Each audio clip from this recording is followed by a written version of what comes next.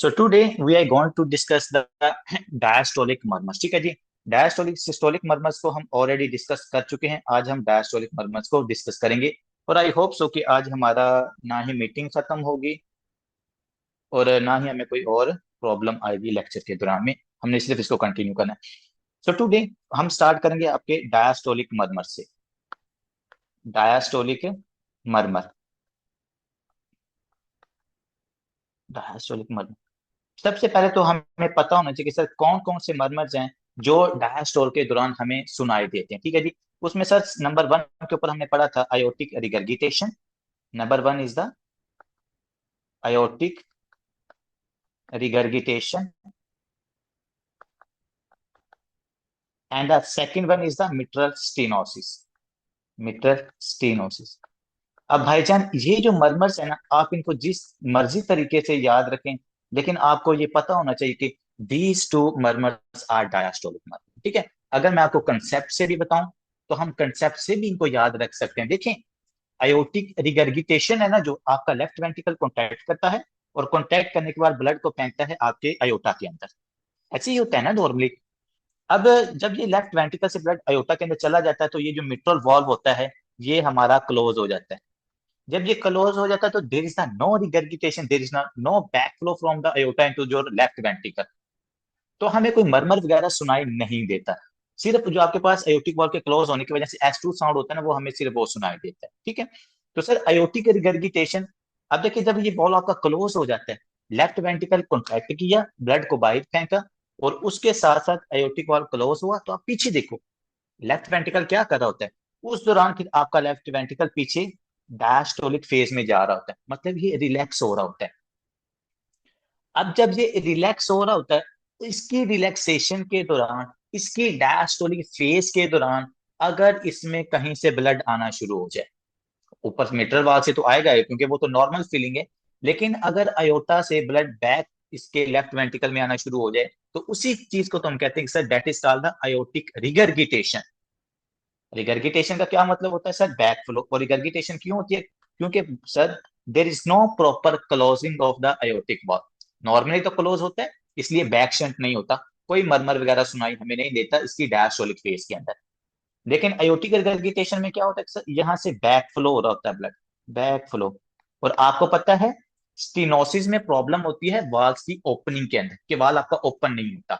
Regurgitation में problem ये होती है कि हमारा जो कोई भी वॉल्व है वो वॉल्व आपका क्लोज नहीं होता। अब मैं कहता हूं कि यही जो हमारा अयोटिक वॉल्व है ना, ये प्रॉपरली क्लोज नहीं होगा। ये आपका प्रॉपरली क्लोज नहीं होगा, इसकी इनसफिशियंसी।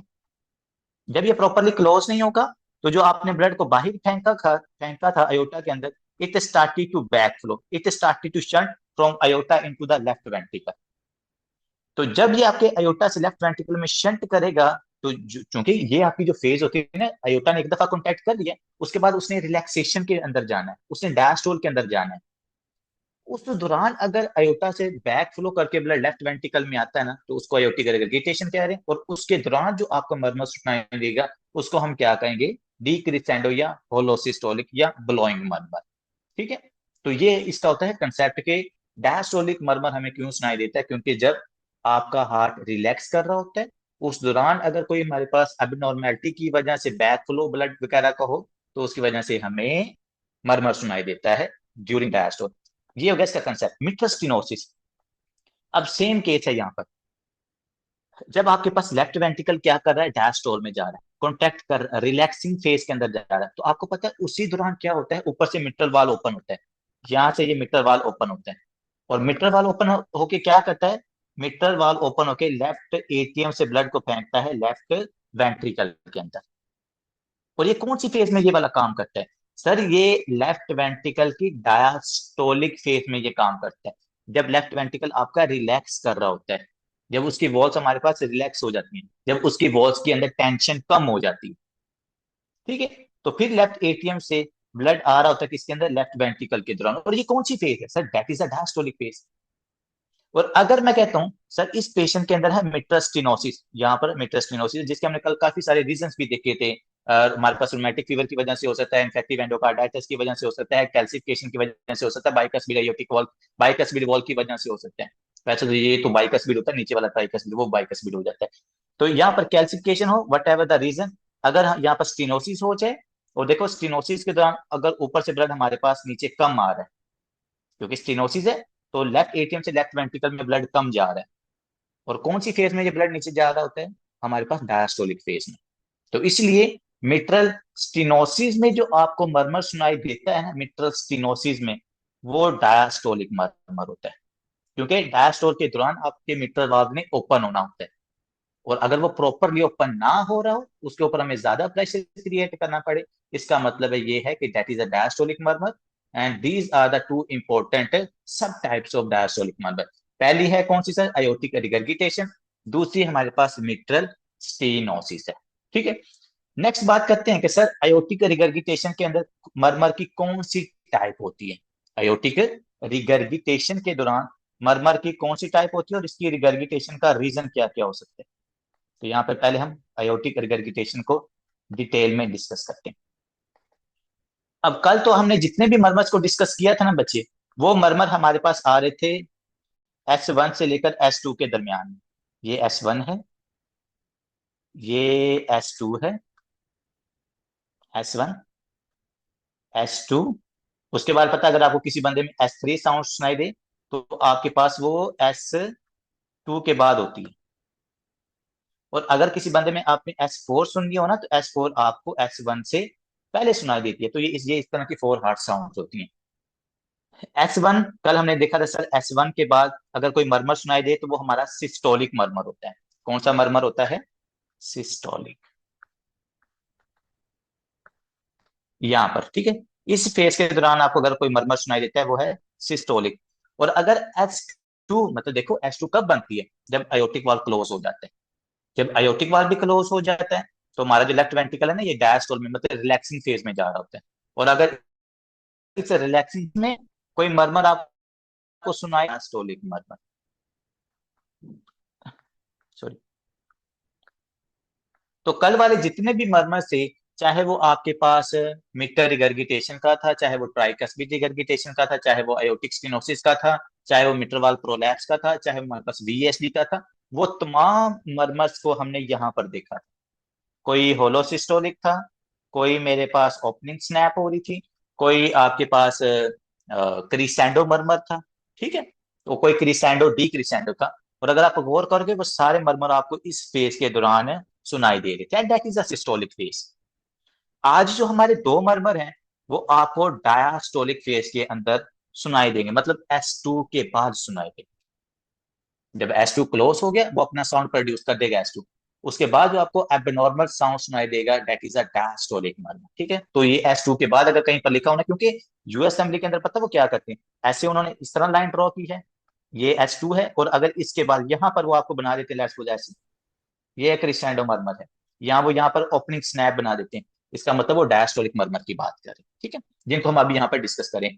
सर अगर अयोटिक रिगर्गिटेशन होती है, पेशेंट को कौन सा मर्मर दिखाई सुनाई देता है। अब मैंने आपको एक चीज तो पहले से रटवाई हुई है, that is a holosystolic murmur, holosystolic murmur. Sir holosystolic murmur ऐसे होते हैं जिनकी इंटेंसिटी हमारे पास almost during the whole phase क्या रहती है, कांस्टेंट रहती है। देखें लेट्स सपोज, अगर कल हमने पढ़ा था ना मिट्रल रिगर्गिटेशन के अंदर, तो वो मरमर की जो इंटेंसिटी थी ना, वो ऐसी थी, कंटिन्यू इंटेंसिटी थी। S1 पहले सुनाई देता है, फिर आपको S1 S2 सुनाई देती है, और इनके दरमियान में आपको जो ब्लोइंग साउंड सुनाई दे रहा होता है ना, वो होलोसिस्टोलिक मरमर होता है। ठीक है, और हमने दूसरी बात जो अभी तक डिस्कस करते आ रहे बार बार, कि सर होलोसिस्टोलिक मरमर का रीजन क्या क्या होता है, वो मैंने आपको 4 रीजन बताए हुए हैं। पहला मिट्रल रिगर्गिटेशन, दूसरा ट्राइकस्पी रिगर्गिटेशन, यहाँ पर हमारे पास वीएसबी, और हमारे पास है अयोटिक रिगर्गिटेशन। अब ना यहाँ पर चूंकि हम अयोटिक रिगर्गिटेशन को डिस्कस कर रहे हैं, तो इसके अंदर हमें होलोसिस्टोलिक लाइक मरमर सुनाई देता है। अब यहाँ पर हम अपनी थोड़ी सी वर्डिंग को क्या करेंगे, चेंज करेंगे। सर हमें अयोटिक रिगर्गिटेशन के अंदर होलोसिस्टोलिक लाइक मरमर सुनाई देता है, एग्जैक्टली नॉट होलोसिस्टोलिक मरमर। क्योंकि जो होलोसिस्टोलिक मरमर होता है, वो हमारे पास बिल्कुल उसकी जो इंटेंसिटी होती है ना, ये देखिए कांस्टेंट रहती है ड्यूरिंग होल फेज। लेकिन जो अयोटिक रिगर्गिटेशन में आपको होलोसिस्टोलिक मर्मर लाइक सुनाई देता है ना मर्मर, उसकी जो इंटेंसिटी होती है वो स्टार्ट के अंदर थोड़ी सी इंक्रीज होती है, उसके बाद वो कांस्टेंट होती है। और फिर सर, अगर अयोटिक रिगर्गिटेशन के अंदर जो मर्मर सुनाई देता है, आप कह रहे हैं कि मतलब कि वो होलोसिस्टोलिक लाइक होता है, वो होलोसिस्टोलिक एग्जैक्टली नहीं होता, तो फिर इसका मतलब है कि जो डे वन से लेक्चर हम पढ़ते आ रहे हैं वो गलत था।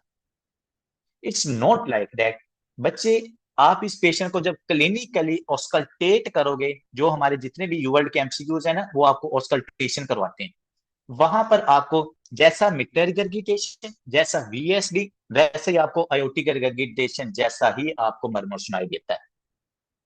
बिल्कुल जैसे मैंने आपको कल बताया था ना कि मिटर रिगर्गिटेशन तो ब्लोइंग साउंड होगा, जैसे मतलब बिल्कुल कांस्टेंट आवाज रहेगी। आपकी अयोटिक रिगर्गिटेशन में भी बच्चे बिल्कुल ऐसा ही साउंड आपको सुनाई देता है। तो इनको हमने सारा थोड़ा सा इसके अंदर जो वर्डिंग का डिफरेंस आता है वो है होलोसिस्टोलिक लाइक मर्मर। लेकिन जो एग्जैक्ट ट्रू होलोसिस्टोलिक मर्मर्स हैं वो mitral regurgitation, tricuspid regurgitation and VSD के अंदर होते हैं। ये चीजें आप यहाँ पर याद रखनी है। क्लिनिकली अयोटिक रिगर्गिटेशन के अंदर जब हम सुनते हैं, वो आपको बिल्कुल ब्लोइंग साउंड ही देता है। लेकिन जब हम उसको ड्रॉ करते हैं ना, जैसे ये हम ऊपर ड्रॉ किया हुआ, तो वो डीक्रिसेंडो मर्मर आपके पास मिलता है। ठीक है, ये बात आप यहाँ पर याद रखनी है।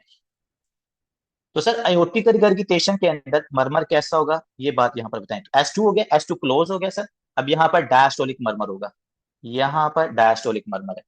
अयोटिक रिगर्गिटेशन में हमें सबसे पहले इस तरह हाई इंटेंसिटी, फिर ऐसे, ये फिर आगे सारी क्या रहती है, कांस्टेंट ऑलमोस्ट रहती है। लेकिन स्टार्ट के अंदर ये मरमर पीक करता है। अब देखो इसकी रीजन क्या होती है। मैंने ब्लड को निकाला लेफ्ट वेंट्रिकल से अयोटा के अंदर, लेकिन ब्लड क्या करता है, रैपिडली शिफ्ट करता है अयोटा से लेफ्ट वेंट्रिकल के अंदर आता है, क्योंकि उसको नजर आता है कि यार लेफ्ट वेंट्रिकल के अंदर ना प्रेशर कम हो गया। तो वो स्पीडली अयोटा से लेफ्ट वेंट्रिकल की तरफ ब्लड आ जाता है, क्योंकि आगे दीवार भी खुली हुई है, आगे अयोटिक वॉल भी आपके पास प्रॉपरली क्लोज नहीं है। तो वो जब रैपिडली वहां से क्रॉस करता है ना, तो स्टार्ट के अंदर उसकी इंटेंसिटी ज्यादा होती है, फिर ऐसा ऐसा हमारे पास जब उसका प्रेशर इक्वलाइज हो जाता है ना, तो उसकी इंटेंसिटी कम हो जाती है। ठीक है। तो अयोटिक रिगर्गिटेशन के अंदर सर हमें एग्जैक्टली डीक्रिसेंडो मर्मर, डीक्रिसेंडो मर्मर, जिसका दूसरा नाम है होलो होलोसिस्टोलिक लाइक मर्मर। ठीक है जी। कि जैसा होलोसिस्टोलिक मर्मर होता है, ये बिल्कुल वैसा होता है, लेकिन थोड़ा सा इसमें डिफरेंस है। वो कौन सा है, वो है इसकी स्टार्ट के अंदर जो पीक हो रही है। अब देखो ऊपर से ये नीचे की तरफ आ रहा है ना, इसलिए हमने इसको डीक्रिसेंडो मर्मर भी कहा। अब ये दोनों वर्ड आपके यूवर्ड ने यूज किए हुए हैं। अगर कहीं पर वर्ड लिखा हो ना होलोसिस्टोलिक लाइक मर्मर, इसका मतलब वो अयोटिक रिगर्गिटेशन की बात कर रहा है। अगर वो डीक्रिसेंडो वर्ड का वर्ड यूज करता है, इसका मतलब है still he is talking about the aortic regurgitation. ठीक है। तो मर्मर का हमें पता चल गया, वो है डीक्रिसेंडो मर्मर। और वो हमें सुनाई कैसे देगा, जैसे रिगर्गिटेशन का मर्मर सुनाई देता है, मतलब कि ब्लोइंग मर्मर। इसको मैं यहाँ पर लिखता हूँ। जैसे आपके पास एयर नहीं ब्लो करती, जैसे मैंने आपको कल भी एग्जांपल दी थी कि अगर कहीं पर टायर पंचर होता है, तो वहां पर कंटिन्यूसली एयर जैसे निकल रही होती है ना उसमें से, तो उसको हम कहते हैं that is a blowing sound. तो बिल्कुल आपको यहाँ पर भी उससे मिलता जुलता साउंड ही सुनाई देता हो। देखिए एग्जाम के अंदर ना, जो सबसे इजी किसी ऑस्कल्टेट को रिकॉग्नाइज करना होता है वो रिगर्गिटेशन होती है। सबसे इजी इसको बंदा रिकॉग्नाइज कर सकता है। भाई ना क्रिसेंडो रिकॉग्नाइज होती है इजीली, ना डी क्रिसेंडो होती है, ना हमारे पास मिड, जो मिड सिस्टोलिक क्लिक है वो भी आसानी से नहीं पता चलती। लेकिन ये वाले जो ब्लोइंग साउंड होता है ना, ये आपको पता चल जाता है, इसको आप रिकॉग्नाइज कर जाते हैं। ठीक है। इसलिए हमने इसके ऊपर इतना ज्यादा टाइम लगाया। अब सर पेशेंट का हमें पता चल गया कि ये डीक्रिसेंट मर्मर है अयोटिक रिगर्गिटेशन के अंदर। अब हमें थोड़ा सा बता दें कि जो पेशेंट होते हैं ना रिगर्गिटेशन, अयोटिक रिगर्गिटेशन वाले पेशेंट, इनके अंदर किस तरह की सिम्टम्स आपके पास आ सकती हैं। जैसे उस दिन किसी क्वेश्चन स्टूडेंट ने भी यहाँ पर क्वेश्चन किया था कि सर अगर अयोटिक रिगर्गिटेशन है पेशेंट में सिम्टम्स कैसी आएंगी। तो मैंने आपको बताया था कि इस पेशेंट के अंदर आपको नजर आती है सबसे important head bobbing, head bobbing. मतलब कि जब आपका लेफ्ट वेंट्रिकल जोर से ब्लड को बाहर निकालता है ना, तो उसकी वजह से आपके मैकेनिक्स जो होते हैं ना ब्लड के, वो चेंज होते हैं। उन मैकेनिक्स के चेंज होने की वजह से जो इलेक्ट्रो एक्सटर्नल इलेक्ट्रो फोर्सेस जो क्रिएट किए ना लेफ्ट वेंट्रिकल ने, जब वो उनको शिफ्ट करता है ना लेफ्ट वेंट्रिकल से ऊपर वाली आर्टरीज के अंदर, तो it creates the high pressure into your carotid arteries, into your cerebral arteries. That can cause the head popping. तो उस बंदे का जो हेड होता है ना वो शेक करता है। ठीक है जी।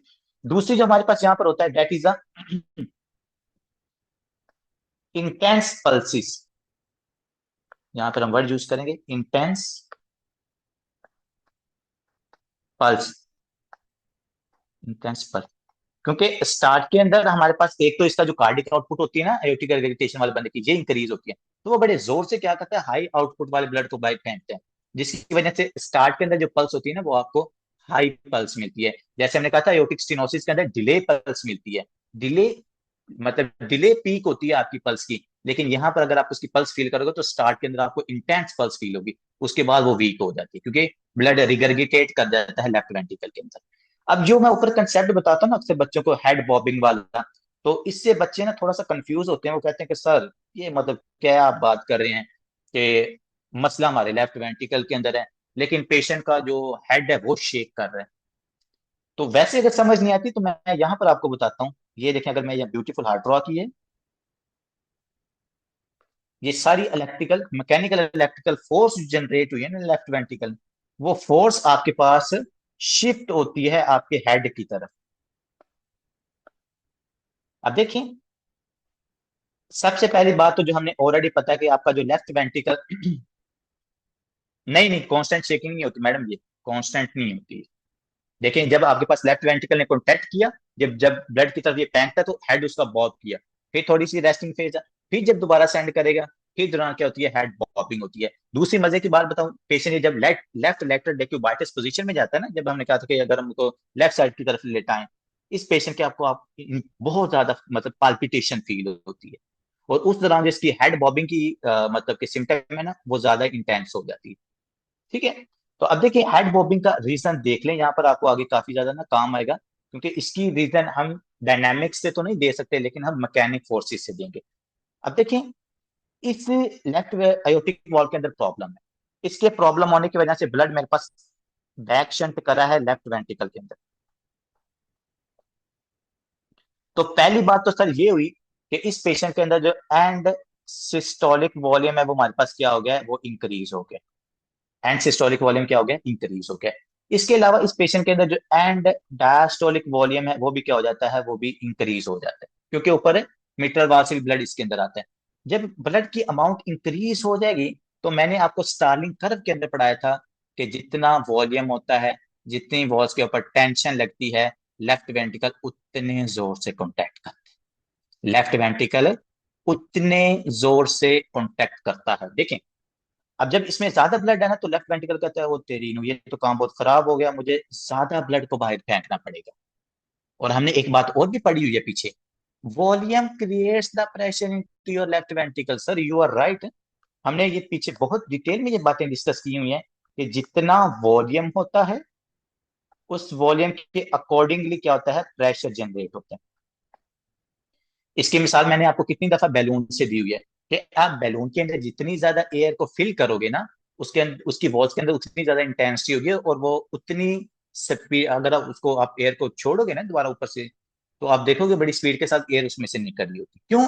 क्योंकि उसकी वॉल्स के ऊपर आपने इंटेंसिटी ज्यादा लगाई थी, उसमें टेंशन ज्यादा क्रिएट होगी थी, तो उसने ज्यादा प्रेशर जनरेट किया। आपके लेफ्ट वेंट्रिकल के अंदर भी ऐसे ही होता है। अगर लेफ्ट वेंट्रिकल की वॉल्स के ऊपर ज्यादा टेंशन लगेगी तो ये ज्यादा जोर से कॉन्टैक्ट करता है। अब यहाँ पर ज्यादा वॉल्यूम है, ज्यादा जोर से जब कॉन्टैक्ट करता है तो ये क्या करता है, ब्लड को अयोटा के अंदर फेंकता है। जब ये ब्लड को अयोटा के अंदर फेंकता है तो वो जो सारी प्रेशर इसने जनरेट की है, वो जो सारी फोर्स इसने जनरेट की है, वो सारी फोर्स क्या करता है, इस ब्लड के ऊपर लगाता है। अब ये पूरी जो फोर्सेस हैं, जैसे कि मैं आपको अक्सर एग्जांपल अगर दूं ना, आपने क्या करना है, पाइप को पकड़ना। ये एक पानी वाला पाइप होता है ना जो, उसको आगे से नहीं पकड़ना, लेट्स सपोज आप उसको ना अपने दरमियान से पकड़ना। अब दरमियान से पकड़ने के बाद आपने क्या करना, उसको उसकी एक साइड की तरफ ना ज्यादा प्रेशर जनरेट हो जाएगा। देखिए, ये अगर पाइप है, ये इसका एक एंड है, ये इसका एक एंड है। अब यहां से पानी जा रहा है इस तरफ, हमने ना उसको दरमियान से ऐसे पकड़ लेंगे, यहां से दरमियान से पकड़ लेंगे। ठीक है। अब पकड़ने के बाद क्या, क्योंकि पीछे से तो पानी आ रहा था, तो सर ये जो पीछे प्रेशर था ना ये ज्यादा जनरेट हो गया, ये प्रेशर मेरे पास ज्यादा पीछे जनरेट हो गया। अब थोड़ी देर बाद मैं क्या करता हूँ, मैं यहाँ से इसको छोड़ देता हूँ। अब छोड़ने के बाद आप नोटिस करोगे कि यहाँ से जो पानी है वो रैपिडली स्पीड के साथ पास होगा, तो इधर भी इसका जो प्रेशर है ना, वो ज्यादा प्रेशर के साथ पानी यहाँ पर निकलेगा। सेम चीज ये है कि जो मैं ज्यादा प्रेशर जनरेट कर रहा हूँ, वो जो मैं इलेक्ट्रिक ज्यादा मैंने फोर्स इसके ऊपर लगाई है, वो फोर्स क्या करती है, ब्लड वेसल्स के जरिए शिफ्ट होती है उनके अंदर। क्योंकि सबसे पहले आपके पास ये कैरोटिड आर्टरी आती है, तो वो फोर्स क्या करती है, कैरोटिड आर्टरी के जरिए आपके ब्रेन की तरफ जाती है, आपकी सेरिब्रल आर्टरीज के अंदर तरफ जाती है। जब सेरिब्रल आर्टरीज के अंदर जाती है, तो उन सेरिब्रल आर्टरीज की वॉल्स के ऊपर वो प्रेशर को लगाती है, and this pressure creates the head bobbing, shaking of your head, and that is because of the transformation of force that you generate because of high and diastolic volume. ठीक है, ये बात आपने याद रखनी है। वो फोर्स असल में ट्रांसमिट हुई है आपकी ब्लड वेसल्स के अंदर, और वो चूंकि हमारी जो कैरोटिड आर्टरी हैं वो हमारे पास सॉफ्ट होती हैं, तो वो इजीली फोर्स को क्या करती हैं, हेड की तरफ ट्रांसमिट कर देती हैं। It can cause head popping. ठीक है, वैसे मेडिसिन के अंदर हमें इसकी और भी काफी सारी चीजें, पिस्टल साइन क्या होता है, ये वो सारी चीजें पढ़नी, लेकिन यहाँ पर आपको इतना सा आइडिया नहीं चाहिए। अब बात है कि सर थोड़ा सा ऊपर से भी पढ़ा दें। अयोटिक रिगर्गिटेशन के अंदर सबसे पहले वो आपको क्या बता रहा है, वो सेम बातें जो मैंने आपको बताई है। S2 के बाद आप नोटिस करो कौन सा मरमर है सर, डी क्रिसेंडो। और उसके साथ आपने क्या लिखना है यहाँ पर, होलोसिस्टोलिक लाइक मरमर। अब आप कहेंगे कि सर लगता है आपने अपने खुद से बताया, भाई मैंने कोई बात खुद से नहीं बताई, ये देखो ये क्या लिखा हुआ है, ब्लोइंग। ऊपर आ जाओ, मिट्रल ट्राइकस्पिड रिगर्गिटेशन में क्या लिखा हुआ सर, ये लिखा हुआ है ब्लोइंग साउंड। नजर आ रहा है ऊपर, आई थिंक सो। ये देखिए मिट्रल और ट्राइकस्पिड रिगर्गिटेशन में भी ये लिखा हुआ है ब्लोइंग मरमर। तो चूंकि ये पीछे भी इसका हमें फील वो ऐसी होता है कि जैसे ब्लो कर रही है एयर इसके अंदर ना, रिगर्गिटेशन के अंदर। थोड़ा सा डिफरेंस ये होता है कि स्टार्ट के अंदर ज्यादा ब्लड रिगर्गिटेट कर रहा होता है ना, तो वो इंटेंसिटी उस मरमर की ज्यादा होती है, उसके बाद ये ऑलमोस्ट कांस्टेंट हो जाती है। देखो यहाँ ऑलमोस्ट ये कांस्टेंट है, तो इसलिए मैंने इसके लिए वर्ड यूज किया है होलोसिस्टोलिक लाइक मरमर। ठीक है, और ये है हमारे पास कौन सा, अगर कहीं पर पूछा जाए कि भाई है कौन सा है, तो वो डी क्रिसेंडो ही आपने लिखना है। सुनाई किस तरह का दिखता है, वो होलोसिस्टोलिक लाइक। ठीक है, तो सर अर्ली डायस्टोलिक है, और दूसरा हमारे पास है डी क्रिसेंडो। अब यहां पर इन्होंने वर्ड यूज किया है अर्ली डायस्टोलिक मर्मर। मेटास्टिनोसिस के अंदर जो हमें ये मर्मर सुनाई देगा ना, वो आपका लेट डायस्टोलिक मर्मर है। देखिए मैं ये छोटी छोटी चीजों को क्यों एक्सप्लेन कर रहा हूँ मेरे भाई, बड़े एग्जाम्स के अंदर ये छोटी चीजें ही पिक होती। These are the buzzwords that will helps you to make differential diagnose. हम कहते हैं कि सर एक एनआरई का एग्जाम है, एक यूएसएमएल का एग्जाम है, एक एएमसी का एग्जाम है। इन एग्जाम्स के अंदर डिफरेंस क्या है, the difference is the quality of concept. आपका आईओटी का रिगर्गिटेशन एनआरई के अंदर भी आएगा, उसके अंदर यूएसएमएल के अंदर भी आ रहा है, लेट्स सपोज एएमसी के अंदर भी आ रहा है। और तीनों में डिफरेंस क्या होगा, सिर्फ क्वालिटी का डिफरेंस होगा। अगर एनआरई के अंदर आएगा, तो वो क्लिनिकल के अंदर वो हेड बॉबिंग वाले साइन वगैरह देके पूछते हैं। यूएसएमएल के अंदर आएगा, तो वो जो छोटी छोटी चीजें आपको उसका टेट करना है, वो वर्ड वहां पर अगर यूज कर लें, अर्ली डायस्टोलिक है या लेट डायस्टोलिक है, वो इस तरह की। अगर एएमसी का, तो एएमसी के अंदर पूरा क्लिनिकल सिनेरियो बना के आपसे पूछते होते हैं। ठीक है, तो ये तीनों चीजें आपने ख्याल रखनी, इसलिए एक एक चीज का हम यहाँ पर पढ़ते हैं। मैडम एफएमजी तो उसका तो मैंने नहीं पढ़ा हुआ, मुझे उसका कुछ ज्यादा आइडिया नहीं है, लेकिन इनसे तो इजी चीजें ही आती हैं। जैसे आज आपने जो बायोकेमिस्ट्री का कल मुझे एमसीक्यू सेंड किया था ना, जितनी हमने बायोकेमिस्ट्री पढ़ी उसके मुताबिक वो आपका क्वेश्चन गलत था, वो क्वेश्चन बना ही गलत था। ठीक है, जो आपने ब्लूम सिंड्रोम वाला मुझे भेजा था, क्योंकि हमने यूएसएमएल के अंदर वो पढ़ा हुआ है ना, वो उसका कंसेप्ट ही नहीं है। जी जी बिल्कुल। अब देखिए अर्ली डायस्टोलिक है, डिक्रीसेंट है ना, हाई पिच, हाई पिच है, और ब्लोइंग साउंड है। ये छोटी छोटी चीजें याद रखनी है। मुझे याद है कि यूवर्ड के अंदर आई थिंक एक एमसीक्यू है जिसके अंदर उन्होंने अर्ली डायस्टोलिक और लेट डायस्टोल का वर्ड यूज किया हुआ है। तो बाज का पता क्या होता है, ऑस्कल्टेशन से आपको मरमर का नहीं पता चलता। तो मैंने इसलिए आपको बताया हुआ है, आपने लोकेशन से डिटेक्ट करना है, आपने ये छोटे छोटे वर्ड से डिटेक्ट करना है। लेट्स सपोज उसने मुझे उसका ऑस्कल्टेशन के लिए दे दिया, हेडफोन दे दिया, लेकिन मुझे पता ही नहीं चल रहा कि यार ये पता नहीं अयोटिक रिगर्गिटेशन है या ये मेरे पास मिट्रल स्टीनोसिस है। तो डिफरेंस ये याद रखना है कि अगर वो वर्ड यूज करते हैं ना अर्ली डायस्टोलिक, तो वो अयोटिक रिगर्गिटेशन है। अगर वो वर्ड यूज करें ना कि लेट डायस्टोलिक, जैसे कि यहाँ पर ये लेट साउंड आपको सुनाई देता है, इसका मतलब है वो मिट्रल स्टीनोसिस की बात करती है। ये छोटी छोटी चीजें आपको याद रखनी है। मरमर क्वेश्चन सेंड बेस्ट। किया है। जी जी मैंने कहा क्वेश्चन सेंड किया है इसका, एनआरई का आपको। ठीक हो यही गया जी। वाला आया हुआ है। क्या क्वेश्चन पूछा आप बता दें, यहाँ पर लोडिंग हो रही है उसकी ना, ओपन नहीं हो रहा। हाँ जी, इस पे ये लिखा हुआ ना आखिरी लाइन पे कि एंड डायस्टोलिक मरमर ना अर्ली आपको फील होता है, सुनता है, तो सिंपल अब है, इसका एओर्टिक रिगर्गिटेशन हो जाएगा जैसे आपने बताया। दे देख लें डॉक्टर साहब, फिर आप कहते हैं कि सर जी आप एनआरई के अकॉर्डिंगली नहीं पढ़ाते। मैं कह रहा हूँ कि बिल्कुल। अल्हम्दुलिल्लाह हम जिस तरह का पढ़ रहे हैं ना, ये एग्जाम आप लोग के लिए लिटरली कह रहा हूँ कुछ नहीं हुआ। यही वर्ड है, लेकिन इन वर्ड्स को किस तरह पढ़ना है हमने सिर्फ ये चीज सीखनी। और वो देखें डॉक्टर आप बदल ने पढ़ाते हैं जस्टिफाई भी कर दी है। ठीक है। आप तो पढ़ाते देखें हैं जी एनआरई फ्लोइंग, के अकॉर्डिंग ही है, लेकिन एमसीक्यूज बहुत मुश्किल देते हैं। सारी यही तो बात है आपके पास। अब उसके अकॉर्डिंगली पढ़ा रहे हैं तो भाई, एक आप जब मुश्किल तैयारी करोगे तो आपको आसान चीज आसान लगेगी ना। जब अब मैं अक्सर एक एग्जांपल लेता हूँ कि यार अगर मेरे पास स्टेयर्स हैं, अगर मैं पहली स्टेयर तक की ही तैयारी करूंगा तो मेरे पास नीचे गिरने के लिए कुछ नहीं है। अगर मैं एट द एंड मतलब टॉप की तैयारी करूंगा तो मेरे पास अगर टॉप का नहीं भी ना होता तो I have a lot of options. अगर यूएस असेंबली नहीं होता, एएमसी है, एमआरसीपी है, वो सारी ऑप्शंस आपके पास हैं। अगर मैं फर्स्ट स्टेयर की तैयारी करता हूँ एनआरई, और एनआरई मेरा नहीं होता तो मेरे पास नीचे ऑप्शन ही कोई नहीं। बात समझ रहे हैं डॉक्टर साहब? तो इसलिए हमेशा सेकंड ऑप्शन आपके पास जरूर होना चाहिए। तो बात यहाँ पर हम करें कि सर ये वाला जो अयोटी का रिगर्जिटेशन वाला मरमर है, ये सुनाई कहाँ पर देगा? Location and other important factor. Best heard at the base. ये डॉक्टर साहब आपको बेस के ऊपर सुनाई देगा, जो हार्ट की बेस है ना, जो हमने कल बात की थी ऊपर वाली।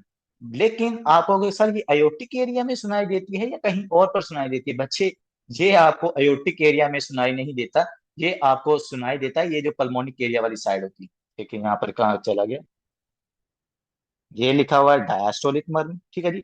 ये डायस्टोलिक मर्मर मुझे इस एरिया के अंदर सुनाई देता है, यहाँ पर।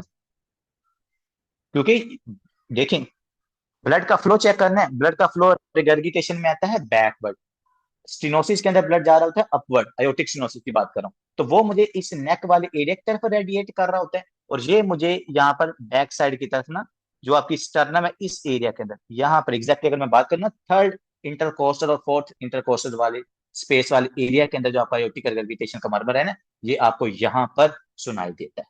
ठीक है, ये चीज आपने याद रखनी है, ये थोड़ी सी एक्सेप्शन आती है दूसरे मरमर से। लेफ्ट स्टर्नल बॉर्डर ये उन्होंने बता भी दिया बच्चे, ये देख लो। और लेफ्ट स्टर्नल बॉर्डर मतलब कि जो आपका लेफ्ट स्टर्नल बॉर्डर है ना, ये वहां पर आपको सुनाई देता है। यू वर्ल्ड के अंदर यही एमसीक्यूज लिखा हुआ है, मतलब अयोटी का रिगर्गिटेशन है। सबसे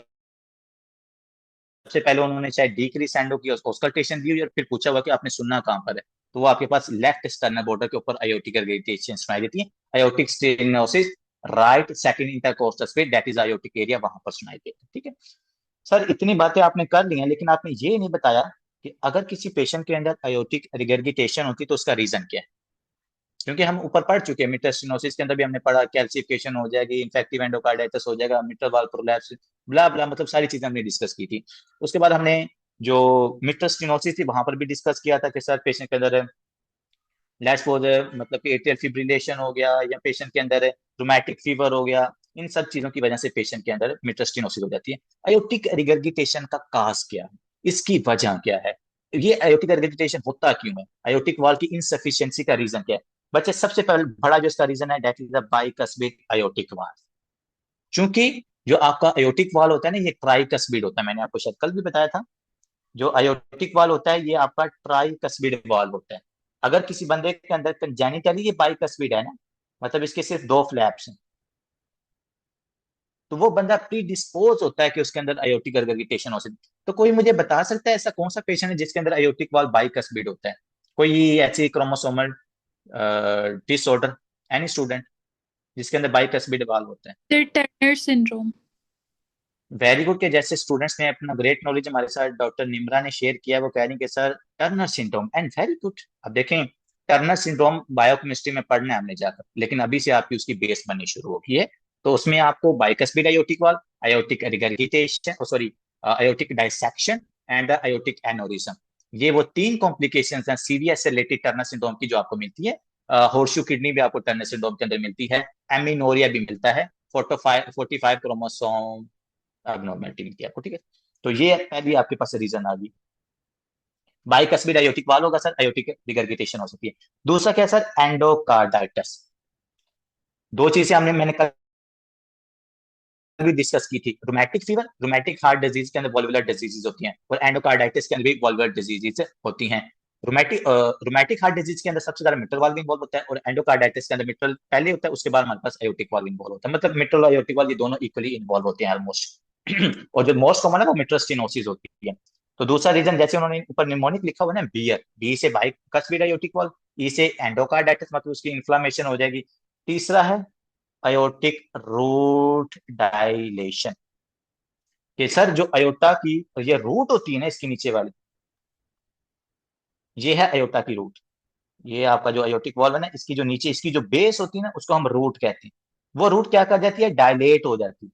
जब ये डायलेट होगी ना, तो ये देखो ये प्रॉपरली क्लोज नहीं हो रहा। तो जब ये क्लोज नहीं होगा तो हमारे पास यहाँ पर बैक सेंट हो सकता है, होता है। ठीक है, तो कोई स्टूडेंट मुझे बता सकता है कि सर अयोटिक रूट डायलेशन किस डिजीज के अंदर होती है? एनी ब्रिलियंट स्टूडेंट्स, कि अयोटिक रूट डायलेशन किस डिजीज के अंदर होती है? जैसे टर्नर सिंड्रोम के अंदर हम देख लिया बाइकस्फिड अयोटिक वॉल है, अयोटिक रूट डायलेशन किस में होती है? जी doctor Zoheb, doctor Numan, doctor Sadkar, very good doctor Sadkar, she is brilliant. She tell us, sir जो हमारे पास मार्फन सिंड्रोम होता है ना, मार्फन सिंड्रोम वाले पेशेंट के अंदर, मार्फन सिंड्रोम वाले पेशेंट के अंदर, जिसमें हमने कल मिट्रल वाल प्रोलैप्स भी पढ़ा था ना, उस पेशेंट के अंदर अयोर्टिक रूट डायलेशन होती है। इसका मतलब मार्फन सिंड्रोम वाले पेशेंट के अंदर अयोर्टिक रिगरगिटेशन भी हो सकती है। Oh my God, that is very beautiful concept. और आर से बनता है रोमैटिक फीवर। ठीक है जी। तो रोमैटिक फीवर की वजह से रोमैटिक हार्ट डिजीज होती है, और रोमैटिक हार्ट डिजीज के अंदर अगर अयोटिक वॉल्व इन्वॉल्व हो जाएगा, it can cause the aortic regurgitation. यहाँ पर अक्सर स्टूडेंट कहते हैं कि सर मतलब कि रोमैटिक फीवर है, एक डिजीज है, तो उसकी वजह से मतलब ये वॉल्व क्यों हमारे पास रिगरगिटेट कर रहा है? सर रीजन समझे, ये अयोटा है, ये लेट्स सपोज आपका मिट्रल वॉल्व। ठीक है, अब हमने कहा था कि जो मेन चीज होती है ना रोमैटिक फीवर में, वो होती है मिमिक्री, मॉलिक्यूलर मिमिक्री, जो बायोकेमिस्ट्री में भी हमने पढ़ा था कि सर यहाँ पर मॉलिक्यूलर मिमिक्री हो जाती है। जो एम प्रोटीन होती है उसके खिलाफ एंटीबॉडीज बनती हैं, और एम प्रोटीन यहाँ पर हमारे मिट्रल वॉल्व, क्योंकि एंडोकार्डियम में एम प्रोटीन इन्वॉल्व प्रेजेंट होती है ना, और आपके पास जो अयोटिक वॉल्व है इसमें भी एंडोकार्डियम होती है और इसमें भी एम प्रोटीन होगी, उसके खिलाफ बनती हैं एंटीबॉडीज। जब उसके खिलाफ एंटीबॉडीज बनेगी तो इसकी वॉल की डिस्ट्रक्शन हो जाएगी। जब इसकी डिस्ट्रक्शन हो जाएगी, पहले इन्फ्लामेशन होती है, इन्फ्लामेशन के बाद इसमें स्कारिंग हो जाती है, स्कारिंग के बाद ये वीक हो जाता है। ठीक है, और वीक होने के बाद it's not going to be properly close. ये बात आपने यहाँ पर याद रखनी है, हर चीज की रीजनिंग आपको पता होनी चाहिए। वैसे हमने मल्टीपल टाइम्स इन सारी चीजों को डिस्कस करना है, लेकिन थोड़ी थोड़ी साथ हो जाए ताकि आपको ना आइडिया होता रहे। आगे आते हैं कि सर अयोटी एग्रीगेशन में और क्या क्या चीजें मिलती हैं। जैसा कि मैंने आपको बताया था कि इसमें आपको वाइड पल्स प्रेशर मिलता है। बातें वो मैं देखें, अभी आपने एक सिस्टम भी नहीं पढ़ा, और एक सिस्टम के अंदर कितनी दफा वो चीजें रिपीट होगी। जब हमने पल्स प्रेशर पढ़ा था, उसके अंदर जब हमने वाइड पल्स प्रेशर पढ़ा था, उसका जो मैंने आपको पहला रीजन बताया था कि पल्स प्रेशर इंक्रीज होने का पहला रीजन क्या होता है, वो अयोटिक रिगरगिटेशन थी। और यहाँ पर भी उन्होंने बता दिया कि अयोटिक रिगरगिटेशन की वजह से जो पल्स होती है या जो पल्स प्रेशर होता है वो वाइड हो जाता है, मतलब इंक्रीज हो जाता है, 40 से ज्यादा हो जाता है। ठीक है, और मैंने वहां पर आपको रीजन भी बता दिया। दूसरा हमारे पास है पिस्टल शॉर्ट फिमोरल पल्स। अब जो ये पिस्टल शॉर्ट फिमोरल पल्स है, इसके लिए मैंने इंटेंस पल्स का वर्ड वहां पर यूज किया, कि मतलब ना बहुत इंटेंसिटी के साथ पहले पल्स फील होती है, उसके बाद वो पल्स वीक हो जाती है। इसको हम पिस्टल शॉर्ट फिमोरल पल्स भी कहते हैं। इसके अलावा ये जो क्विंकी पल्स है, जिसको वो कह रहा है पल्सिंग नेल बेड, तो आपने पता क्या करना, अगर आप अभी बैठे हुए अल्लाह ने, आप में तो मतलब कि रिगरगिटेशन तो नहीं है, आप अपने दोनों हेड्स के जो नेल बेड्स हैं इनको एक दूसरे के साथ अटैच कर, अगर आपके पास अयोटिक रिगरगिटेशन हुई, लिटरली आपको यहाँ पर पल्स फील होगी। आपको यहाँ पर मतलब कि हाई इंटेंसिटी की जो पल्स है ना वो फील होगी, जिसको हम क्या कह रहे हैं, क्योंकि पल्स या पल्सिंग नेल बैट। तो ये तीन चार चीजें, इनको मैं दोबारा इलेबरेट कर देता हूँ। पहला है पल्स प्रेशर वाइड मिलती है, दूसरा है जी पिस्टल शॉट है फिमोरल पल्स है, तीसरा हमारे पास है पल्सिंग नेल बैट्स। ठीक है, और ये सारा उसकी वजह से हो रहा है, हाई इंटेंसिटी की वजह से। ठीक, आगे आते हैं कि सर जो बात मैंने आपको बताई ना, हेड बॉबिंग वाली, ये लिखी हुई, हमें इस पेशेंट में हेड बॉबिंग मिलती है व्हेन सवियर एंड क्रॉनिक, कि जब ये कंडीशन सवियर हो जाती है उस वजह से मिलती है। Can progress to left heart failure, and are you मतलब कि लेफ्ट हार्ट फेलियर कैसे इस पेशेंट के अंदर हो सकता है? कोई स्टूडेंट मुझे बता सकता है, अयोटिक रिगरेक्टेशन वाले पेशेंट के अंदर हार्ट फेलियर हो सकता है? Is it possible? Is it possible? How it's possible? My next question is always how, how and why. क्योंकि हर चीज का रीजन पता होना चाहिए। हार्ट फेलियर क्यों हो रहा है aortic? Because blood volume increase. Doctor सत्कार कह रही क्योंकि सर अयोटिक रिगर्जिटेशन हुई है, ब्लड वॉल्यूम इंक्रीज हुआ है, लेफ्ट वेंट्रिकल बार बार ज्यादा ब्लड कॉन्टैक्ट कर रहा है, और बेचारे के ज्यादा कॉन्टैक्ट करने की वजह से it can be towards the left heart failure. लेकिन ये हमारे पास क्रॉनिक कंडीशन के अंदर होता है, ठीक है। इवन दो जो हमारे पास हाइपरटेंशन का पेशेंट होता है, हाइपरटेंशन वाले पेशेंट के अंदर भी हार्ट फेलियर हो सकता है ना? क्यों डॉक्टर सत्का?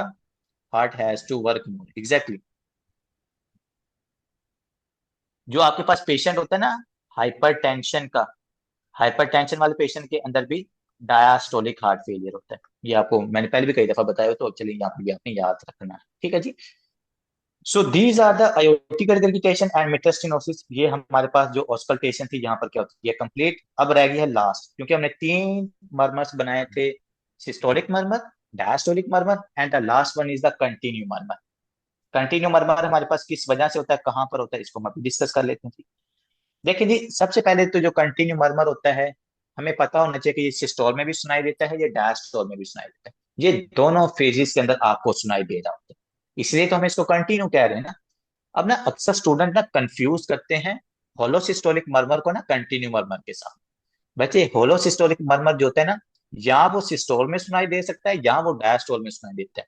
उसको होलो या पैन हम इसलिए कहते हैं क्योंकि उसकी इंटेंसिटी चेंज नहीं होती, वो सेम रहती है। अब जो कंटिन्यू होता है ना, ये सिस्टोल में भी सुनाई दे रहा होता है, ये डायस्टोल में भी सुनाई दे रहा होता है। इसकी दूसरे नंबर इसकी इंटेंसिटी वेरी करती है, कभी ये ज्यादा हो जाती है, कभी इसकी इंटेंसिटी कम हो जाती है। Blood depends upon the blood flow, ठीक है। सर ये जो कंटिन्यू मर्मर है, ये कंटिन्यू मर्मर हमें किस डिजीज के अंदर सुनाई देता है? तो ये बच्चे आपको सुनाई देता है पेटेंट डक्टस आर्टरियोसिस के अंदर। जब आपके पास जो डक्टस आर्टरियोसिस है, जब ये क्लोज हो जाती है तो हमें ये साउंड सुनाई नहीं देता, लेकिन जब ये डक्टस आर्टरियोसिस क्लोज नहीं होती तो उसको हम कहते हैं पेटेंट, मतलब ये एबनॉर्मल है, ये क्लोज नहीं हो रही।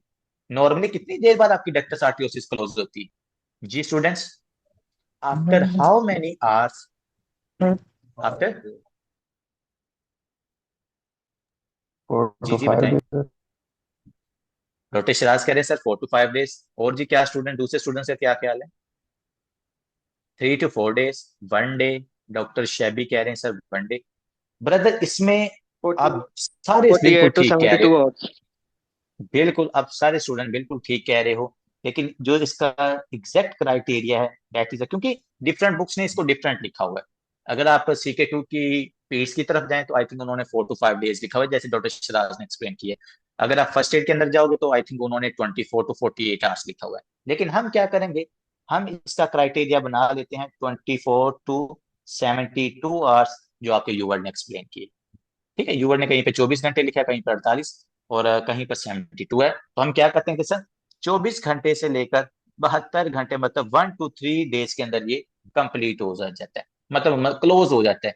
अब 4 to 5 डेज तक भी चला जाए तो मसला नहीं, लेकिन 5 डेज से अगर ज्यादा जाएगा ना, इसका मतलब है कि ये क्लोज नहीं हो रहा है। अब दूसरी बात मुझे साथ ये बता दें, डक्टल आर्टियोसिस को ओपन कौन रखता है और इसको क्लोज कौन कराता है? Come on students, I am extremely waiting for your result. Why your answer? Sir, इसको प्रोस्टाग्लैंडिन है। प्रोस्टाग्लैंडिन जो है इसे ओपन रखता है, क्लोज करने के लिए इंडोमेथासिन देते हैं। ओके जी, तो स्टूडेंट्स ने अपना ब्रिलियंट नॉलेज शेयर किया। वो कह रहे सर अगर ओपन रखना है तो प्रोस्टाग्लैंडिन्स दो, अगर क्लोज करना है तो इसको एनसिड्स दे दो। अगर क्लोज करना है तो एनसिड्स दे दो। अब मुझे साथ ये भी तो बता देना कि हमें किस किस कंडीशन में इसको ओपन रखना पड़ता है, हम इसको जानबूझ के ओपन रखेंगे। Very good doctor Nimra, very good doctor सत्ता। कौन सी कंडीशंस हैं जहां पर आप इसको जानबूझकर ओपन रखेंगे? आप इसको एक्सोजीनियसली प्रोस्टाग्लैंडिन्स दोगे, प्रोस्टाग्लैंडिन E2। PDA तो ऑलरेडी है ना, किसमें? डॉक्टर बदर ने कहा कि सर टेट्रोलॉजी ऑफ फैलेट, बिल्कुल। टेट्रोलॉजी ऑफ फैलेट के अंदर हम पेशेंट को एक्सोजीनियसली प्रोस्टाग्लैंडिन्स दे के इसको ओपन रखना चाहेंगे। ओके हो गया जी। इसके अलावा ग्रेट कौन वेसल ऑल्टरनेटिव सर? डिजीज में great very vessel good. Disease में ग्रेट वेसल डिजीज के अंदर आपने वर्ड गलत यूज किया, ट्रांसपोजिशन ऑफ ग्रेट वेसल्स। तो ग्रेट वेसल्स तो वैसे भी होती हैं, जब उनकी ट्रांसपोजिशन हो जाती है ना, जब अपनी पोजीशन को चेंज कर लेती हैं, फिर हम उस पेशेंट को ये डिजीज कहते हैं। इन दोनों कंडीशंस के अंदर आप क्या करते हो, पेशेंट को इन दोनों कंडीशंस के अंदर हमें डक्टस आर्टियोसिस को ओपन रखने की जरूरत होती है। That's why we give the exogenously prostaglandins. और अगर किसी बंदे में क्लोज नहीं हो रहा तो भाईजान उसको एंडसिड दो, प्रोस्टाग्लैंडिन्स को कम करो, ताकि हमारे पास इसका डक्टस आर्टियोसिस क्लोज हो जाए। अब मुझे साथ एक और चीज बता दें, ताकि हमारा जो डक्टस आर्टियोसिस का सारा मसला है ना वो खत्म हो जाए। बच्चा माँ के पेट के अंदर है, डक्टस आर्टियोसिस ओपन चाहिए, प्रोस्टाग्लैंडिन्स चाहिए होते हैं हमें उसके लिए। वो प्रोस्टाग्लैंडिन कहाँ से आती है? Come on. प्लेसेंटा से। Very good doctor Faiz, you are मैं कहता हूँ कि आज तू छा गया, मैंने इंग्लिश बोल गई अभी, आज तो थैंक यू कमाल सर। करते हैं। डॉक्टर फैज कह रहे हैं कि सर मेरा भी थोड़ा सा नॉलेज ले लें। वो कह रहे हैं कि सर ये जो प्रोस्टाग्लैंडिन्स आ रहे हैं ना, ये प्लेसेंटा से आते हैं। ये कहाँ से आते हैं जी? प्लेसेंटा रिलीज करता है इन प्रोस्टाग्लैंडिन्स को। अब देखें, जैसे बच्चा पैदा हुआ, प्लेसेंटा कट ऑफ हुआ, प्रोस्टाग्लैंडिन्स की अमाउंट कम हुई, डक्टस आर्टियोसिस क्लोज हो गया। ओ माय गॉड। अब आते हैं कि सर डक्टस आर्टियोसिस क्लोज ना हो तो क्या हो सकता है? सर ना क्लोज हो तो हमारे पास जाहिर बात है पेटेंट ही होगा, एबनॉर्मेलिटी होगी, और उस एबनॉर्मेलिटी की वजह से हमें पेशेंट के अंदर क्या क्या सिम्टम्स मिल सकते हैं। सबसे पहले चूंकि हम मरमर्स की बात कर रहे हैं, तो इस पेशेंट के अंदर हमें कंटिन्यू मरमर सुनाई देगा। कौन सा murmur? Continue machine like murmur. मतलब कहते हैं कि जैसे मशीन कंटिन्यूस चल रही होती है और उसका साउंड प्रोड्यूस होता है, वैसे हमें इसके अंदर मरमर सुनाई देगा। दूसरी इंपॉर्टेंट बात है सर लोकेशन।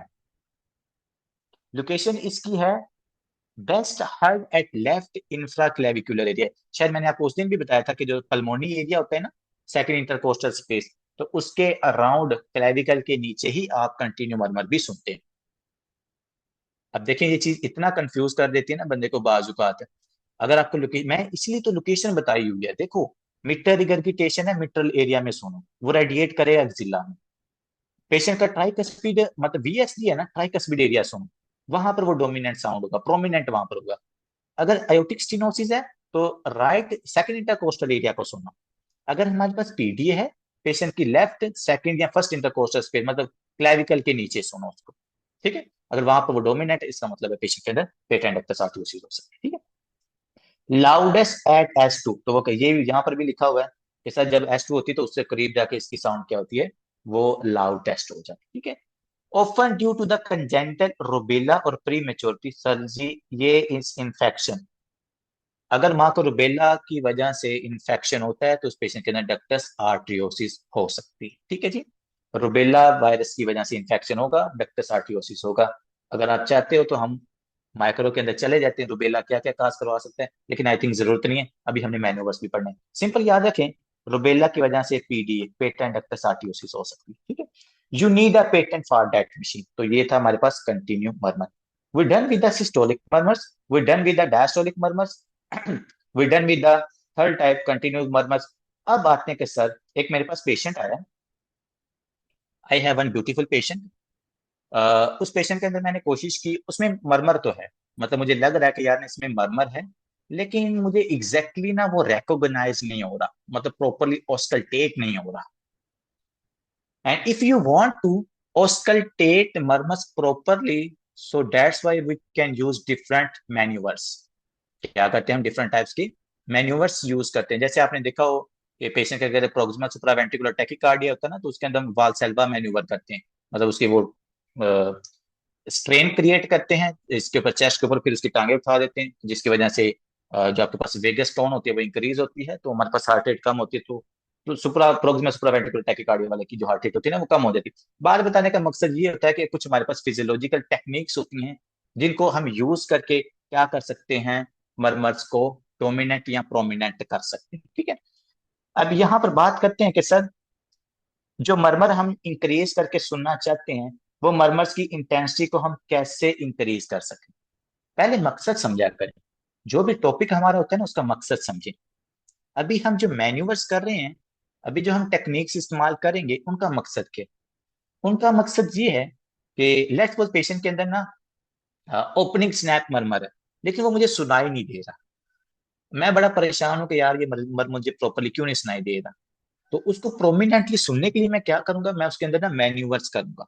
मतलब मैं लेट्स सपोज उसकी लेग रेज करूंगा, मैं लेट्स सपोज उसकी जो ग्रिप है उसको स्ट्रॉन्ग करूंगा, लेट्स सपोज मैं उसको स्क्वाटिंग पोजीशन में लेके जाता हूँ, लेट्स सपोज मैं उसको कहता हूँ कि आप सडनली खड़े हो जाओ, या आप सडनली बैठ जाओ, या आप अपने हाथ ऊपर करो।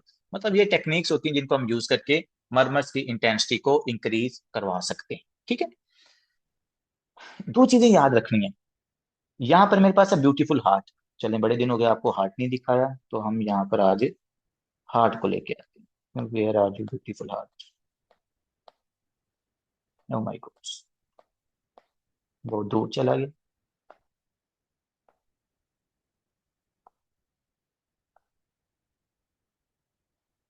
बस, अब देखें, मरमर्स को हम क्या कर सकते हैं सर, इंक्रीज भी कर सकते हैं, मरमर्स को डिक्रीज भी कर सकते हैं बाय यूजिंग डिफरेंट टेक्निक्स। ठीक है, पहली बात आपने याद रखनी है कि हमारे पास ना वीनस रिटर्न,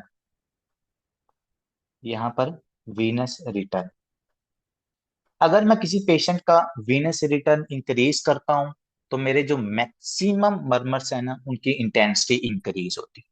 अब आपने मेरे इस टॉपिक की बेस बनानी शुरू करनी, देखनी है। सबसे पहले हमने क्या करना सर, क्योंकि यहाँ पर मरमर, लेट्स सपोज यहाँ पर एबनॉर्मेलिटी है, उसकी वजह से aortic stenosis है, मैं वो मरमर सुनना चाहता हूँ और वो मुझे प्रॉपरली सुनाई नहीं दे रहा, तो मैं क्या करता हूँ, मैं उसके ब्लड, हार्ट की तरफ ज्यादा ब्लड को भेजता हूँ, क्योंकि अगर ज्यादा ब्लड वहां से गुजरेगा तो मुझे जो साउंड है वो भी ज्यादा प्रोमिनेंट सुनाई देगी। इसके लिए हम क्या करते हैं, पेशेंट के अंदर वीनस रिटर्न को इंक्रीज करते हैं, मतलब हार्ट की तरफ ज्यादा ब्लड को भेजते हैं। एक चीज होगी ये। दूसरी तरफ ये है कि हम क्या करते हैं सर, वीनस रिटर्न को कम करते हैं, वीनस रिटर्न को कम करते हैं। कुछ केसेस के अंदर, कुछ मर्मर्स के अंदर, जब आप वीनस रिटर्न को इंक्रीज करते हो तो आपकी जो मर्मर्स की इंटेंसिटी होती है ना वो इंक्रीज हो जाती है, मोस्ट ऑफ द मर्मर्स। लेकिन कुछ ऐसे मर्मर्स हैं जिनके अंदर जब आप वीनस रिटर्न को कम करते हो ना तब उनकी इंटेंसिटी इंक्रीज होती है। So that is very beautiful, we want to know about these beautiful murmurs. सबसे पहले भाई, कौन कौन से ऐसे मर्मर्स हैं जिनके अंदर अगर मैं वीनस रिटर्न को इंक्रीज करूं तो उनकी इंटेंसिटी इंक्रीज हो जाएगी?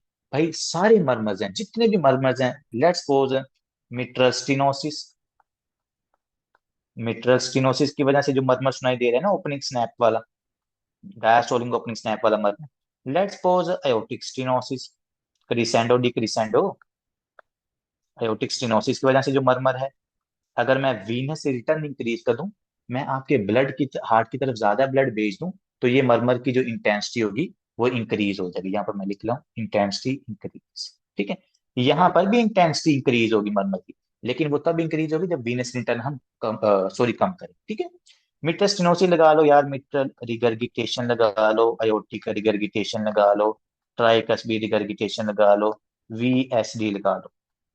ये इन तमाम मर्मर्स के अंदर जब आप वीनस इंटर्न को इंक्रीज करते हो इनकी इंटेंसिटी बढ़ेगी। But on the other hand, कुछ मेरे पास दो ऐसे बड़े मतलब खतरनाक हैं जो कहते हैं नहीं सर, हमने जो लाल बत्ती वाला कंसेप्ट है वो फॉलो नहीं करना, अगर हमारे पास आप वीनस इंटर्न को कम करोगे ना तो हमारी इंटेंसिटी आप फिर ज्यादा सुनोगे। वो कौन सा है sir? Dilated cardiomyopathy, sorry dilated की वजह अगर मैं वर्ड यूज करूँ ना,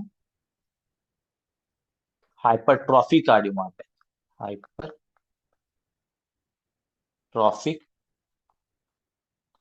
कार्डियोमायोपैथी।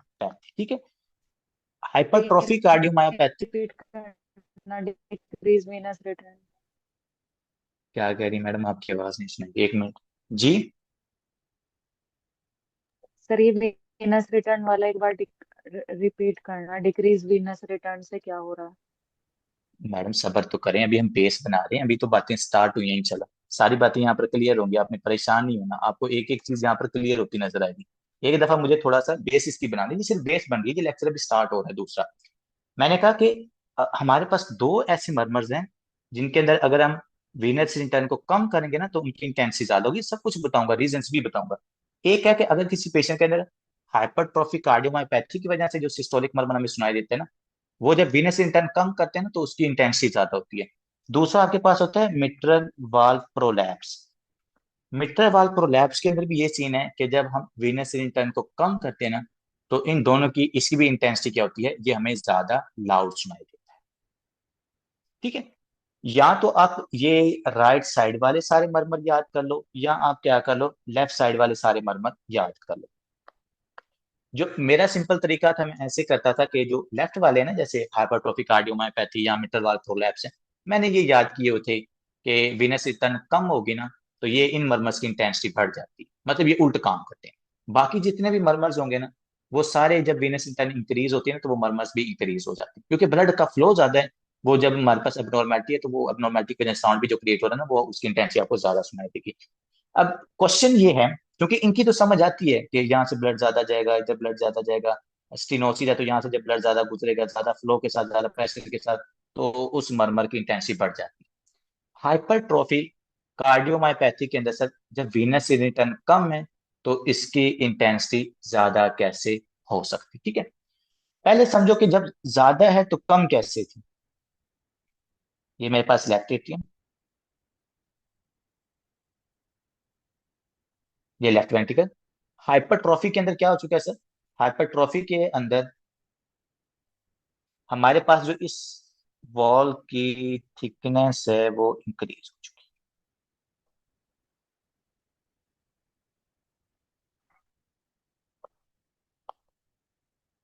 है। देखें, जब आपके पास यहाँ पर ज्यादा ब्लड पड़ा हो ना, अब देखिए सिंपल सी बात है, कोई भी इसके अंदर रॉकेट साइंस नहीं। जब यहाँ पर ज्यादा ब्लड पड़ा होता है ना, तो मेरे पास ये जो मिट्रल और जो ये आपका अयोटिक वॉल्व है ना, ये दोनों एक दूसरे से क्या होते हैं, ये हमारे पास एक दूसरे से अबे कर जाते हैं। क्योंकि हाइपरट्रॉफी के अंदर जो आपके पास मरमर क्रिएट होता है ना, वो इन वॉल्स की वजह से होता है।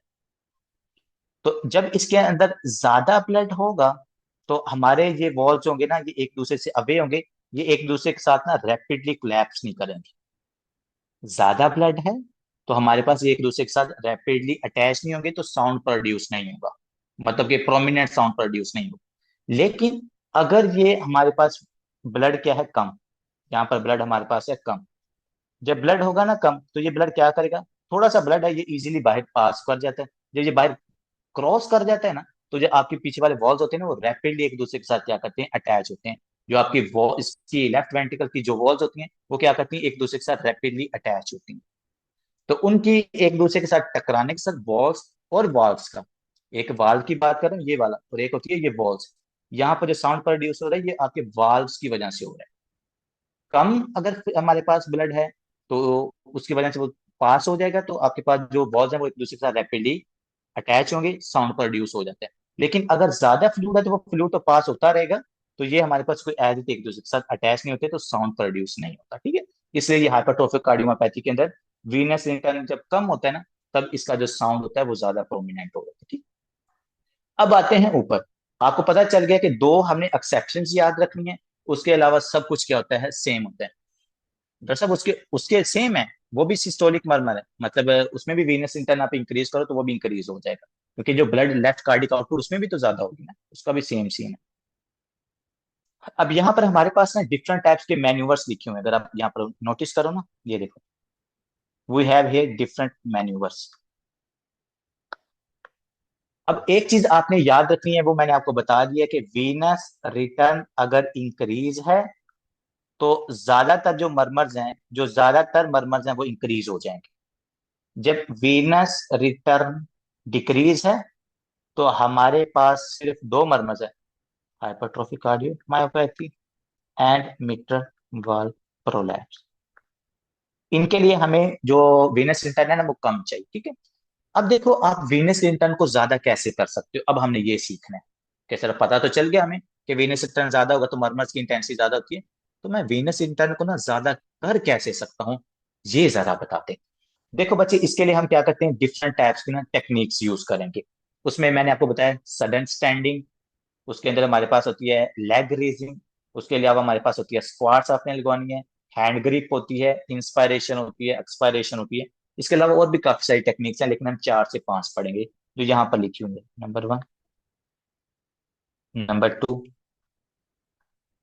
Number 3, number 4, number 5। अब इनके अंदर जो आपकी वीनस इंटर्न को इंक्रीज करेंगे ना, वो आपके सारे मरमर्स को इंक्रीज करेंगे, दो मरमर्स को डिक्रीज करेंगे। जो हमारे पास यहाँ पर, सॉरी, जो वीनस इंटर्न को इंक्रीज करेंगे, वो सारे मरमर्स को हमारे पास इंक्रीज करेंगे, दो को डिक्रीज करेंगे, वो बिल्कुल मैंने आपको सही बताया, ठीक है। अब देखिए स्टैंडिंग, मतलब कि अब मैं जब पेशेंट को कहता हूँ कि सडनली आप भाईजान खड़े हो जाओ, क्या कहते हैं सर हम, जब हम पेशेंट को कहते हैं कि सडनली खड़े हो जाओ, स्टैंडिंग या वालसेल्वा करते हैं, मतलब देखिए वालसेल्वा पता है क्या होता है? हम पेशेंट का नाम जो एक्सपायरेशन होती है ना वो रोक देते हैं, जैसे हम ना मतलब सांस रुकवा देते हैं, और उसकी चेस्ट कैविटी के ऊपर ना हम जोर लगवाते हैं, देखिए ऐसे ऐसे, मतलब कि वो सांस रोक लेता बंदा, उसकी चेस्ट कैविटी के ऊपर ज्यादा प्रेशर क्रिएट होता है। ये आपके वालसेल्वा की ना स्ट्रेन फेज होती है। इसके अलावा जो दूसरी फेज होती है जिसके अंदर हम क्या करते हैं, वो सांस को छिड़वा देते हैं, तो वीनस टर्न उसमें इंक्रीज हो जाता है। स्टैंडिंग की वजह से लेट्स आप बैठे हो ना सडनली, बैठे बैठे जब आप खड़े होते हैं ना तो आपका जो वीनस रिटर्न होता है ना वो कम होता है। पहली बात तो आप ये समझे कि सर स्टैंडिंग की वजह से क्या होता है, इसमें आप प्रॉपर स्टैंडिंग को समझ। स्टैंडिंग की वजह से वीनस रिटर्न आपका कम होता है। ये बात जरूर आपने यहाँ पर याद रखनी। दैट्स मैं बैठा हूं ना, बैठे बैठे अगर मैं खड़ा हूं ना तो मेरी वीनस रिटर्न कम हो जाती है। इसलिए जिन लोगों का ब्लड प्रेशर डिक्रीज होता है ना, या जो पेशेंट वैसोडायलेटर्स यूज करते हैं जैसे कि नाइट्रोप्रियोसाइड है, हाइड्रिलाजीन है, नाइट्रोग्लाइसरीन है, जो लोग वैसोडायलेटर्स यूज करते हैं ना, तो वो जब बैठे बैठे खड़े होते हैं ना तो उनके अंदर ऑर्थोस्टैटिक हाइपोटेंशन हो जाती है। वो मतलब कि अनकॉन्शियस हो जाते हैं, वो ड्रॉप गिर जाते हैं। रीजन क्या? एक आगे वैसोडायलेशन हुई पड़ी थी, और दूसरा जो वो खड़े हुए हैं तो उनका जो मतलब कि ब्लड प्रेशर था वो और ज्यादा डिक्रीज हो जाती है वीनस रिटर्न, जिसकी वजह से कार्डिक आउटपुट कम होती है, पेशेंट अनकॉन्शियस के अंदर चला जाता है। ठीक है, लेकिन वो एक डिफरेंट कंसेप्ट है। यहाँ पर हमने कहना कि सर सडन स्टैंडिंग से वीनस रिटर्न क्या हो रही है, कम होगी। जब वीनस रिटर्न कम हो गया, आपने मुझे खुद बताना है, वीनस रिटर्न जब हमारे पास कम होगी, जितने भी मर्मर्स हैं जो वीनस रिटर्न पे डिपेंड करते थे वो सारे कम हो जाते हैं। लेकिन हमारे पास दो ऐसे मर्मर्स हैं जो आपको डोमिनेंटली इंक्रीज दिखाई देंगे। वो कौन से थे? वो मिट्रल वाल्व प्रोलैप्स और हाइपरट्रॉफिक कार्डियोमायोपैथी की वजह से जो मर्मर सुनाई देते हैं। ठीक है, तो देखिए स्टैंडिंग की वजह से आपका जो प्री लोड है वो प्री लोड क्या हो जाएगा, कम।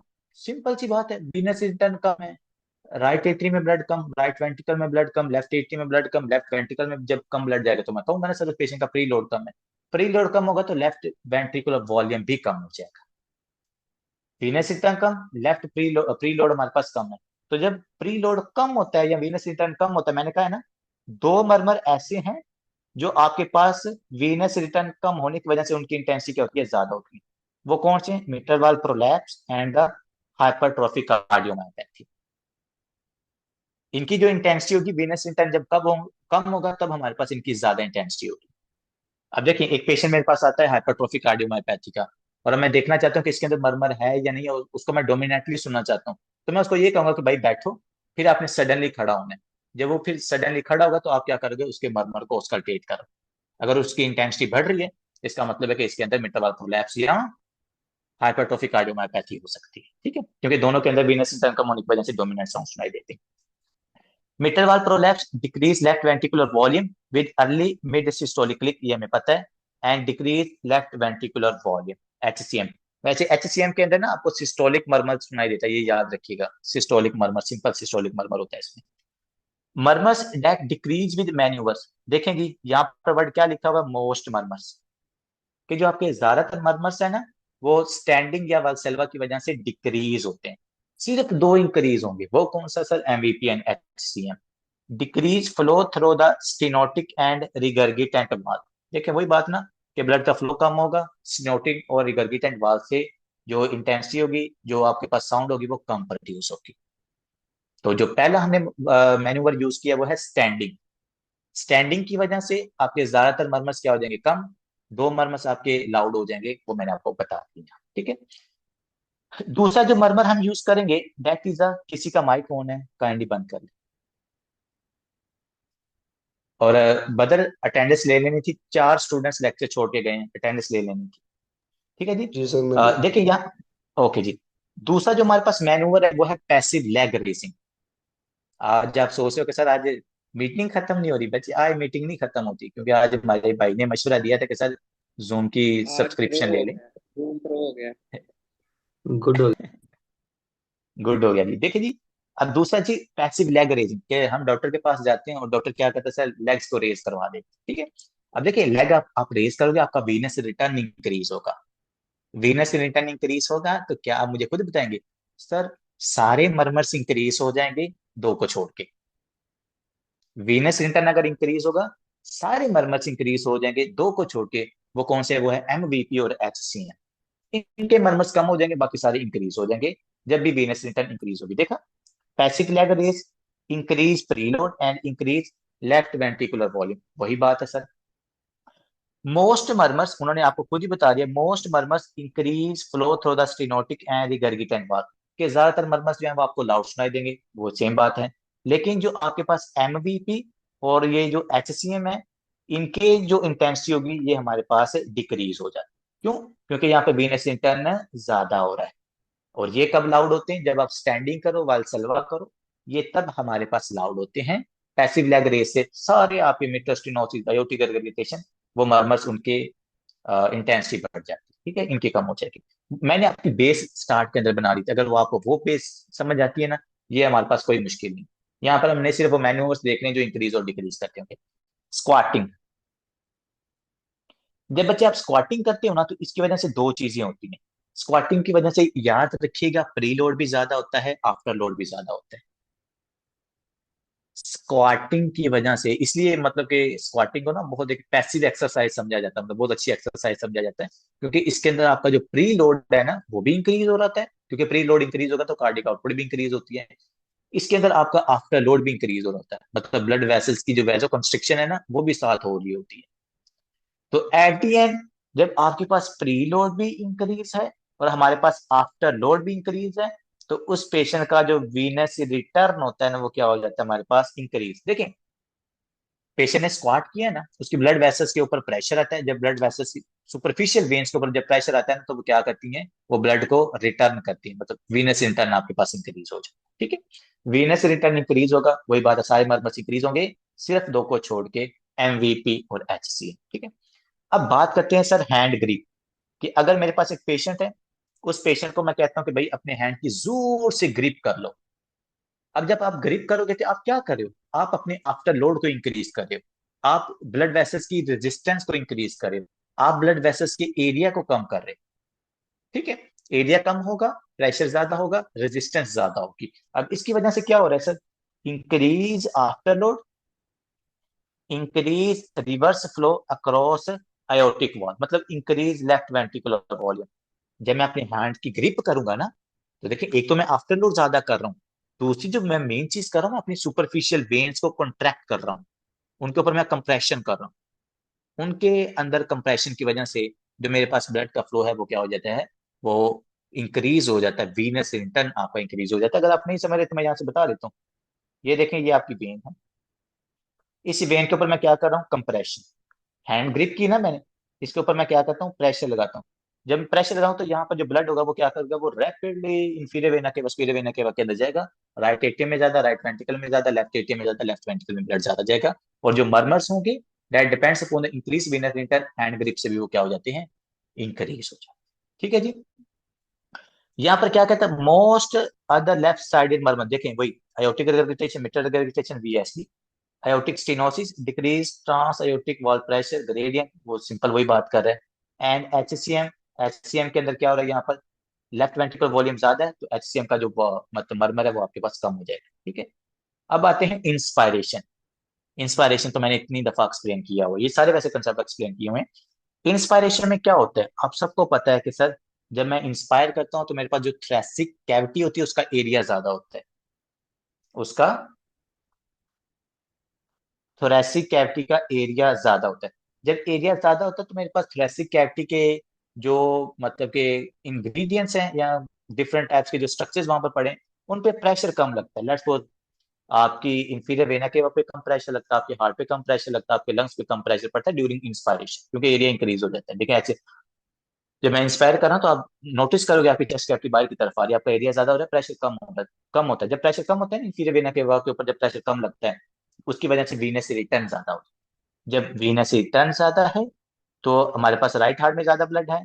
और अगर हमारे पास increase venous return to the right heart, decrease venous return to the left heart, मतलब कि हमारे पास वीनस रिटर्न राइट हार्ट की तरफ वही बात है कि ज्यादा हो रहा है, हमारे पास लेफ्ट साइड की तरफ कम जा रहा है, क्योंकि लेफ्ट हार्ट के अंदर जो ब्लड होता है ना वो एक्सपायरेशन के अंदर आता है। ये बात भी आप यहाँ पर याद रखिएगा। मोस्ट राइट साइड जो मर्मर्स है ना, इंस्पायरेशन में वो आपको डोमिनेंट नजर आएंगे। जो आपके पास लेफ्ट साइड के मरमर्स हैं वो आपको यहाँ पर डिक्रीज होते हुए दिखाई देंगे। ठीक है, ये बात अपने थोड़ी सी ट्रिकी है, इसको याद रखिएगा।